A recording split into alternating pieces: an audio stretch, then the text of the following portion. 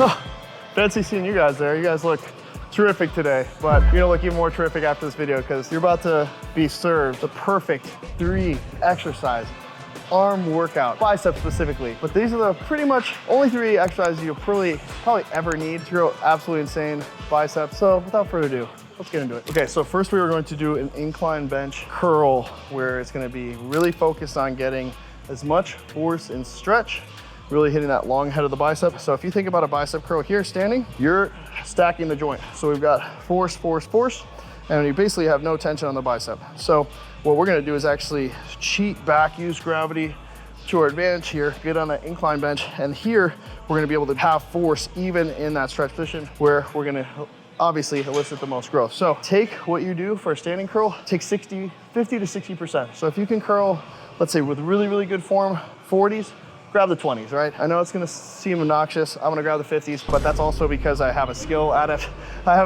I have skill adaptation here. So what we're gonna do here is gonna be on this incline bench. We're gonna lie back. This one has a nice curve to it. And what this is gonna do is put us almost horizontal. You can't use a flat bench because if you use a flat bench, you're gonna hit the dumbbells on the ground. So that's why I would use an incline on a very shallow incline.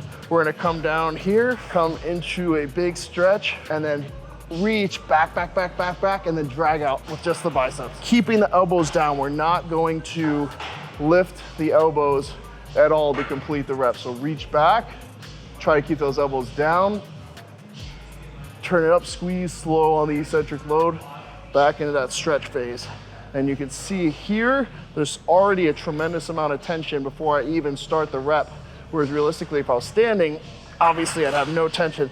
Obviously it gets lighter towards the peak contraction.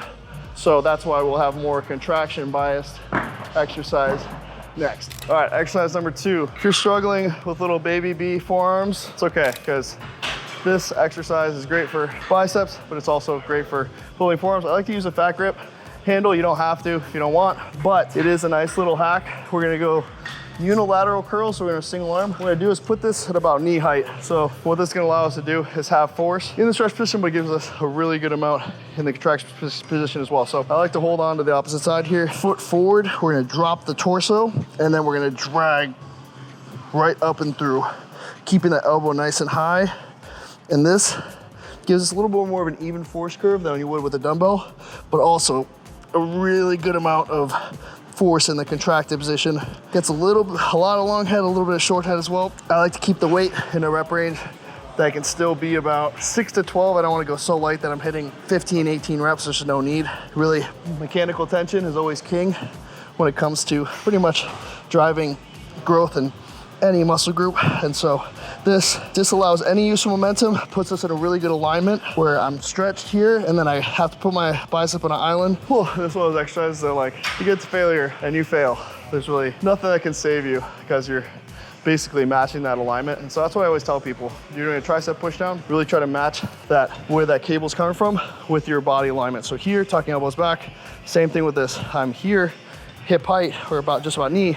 I need to be realistically here, because if I'm too far up here, what's gonna happen is I'm gonna push a lot of emphasis into front delt, and also I'm gonna stack the joint again when I get to peak contraction. So if you see here, if I'm upright, when I get up to the top, you see there's really no force in the bicep. I can hold this here all day, because now look, force, force, straight back. So I'm basically pushing my palm into it, and I'm using almost all front delt and core to hold it forward. Now here, watch the difference. Now, my bicep, there's no way I could hold it here for more than maybe 30 seconds. So it's always just thinking through, okay, at the end of the day, we're moving weight, and where are those lines of force coming from, and how can we maximize those to get as much stimulus in the target muscle group, the most motor recruitment, the most mechanical tension, and keeping the fatigue and the injury risk as low as possible.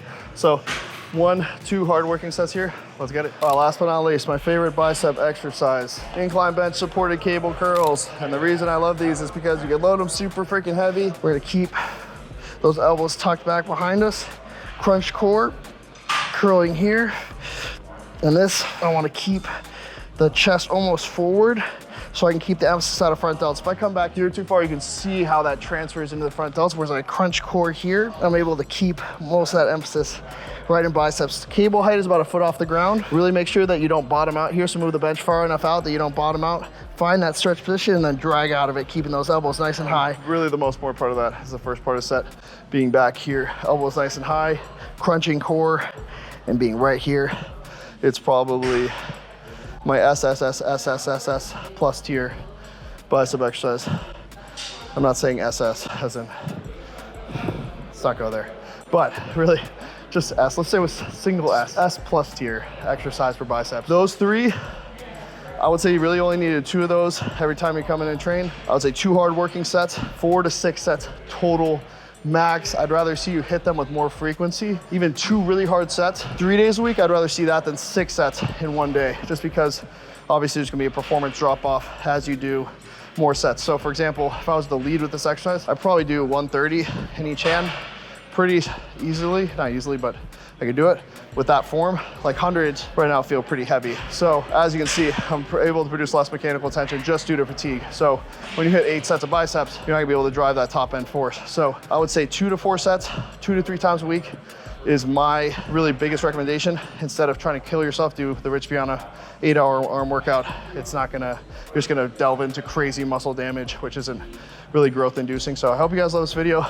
Let's check it out. See how 6 hard working sets looks here.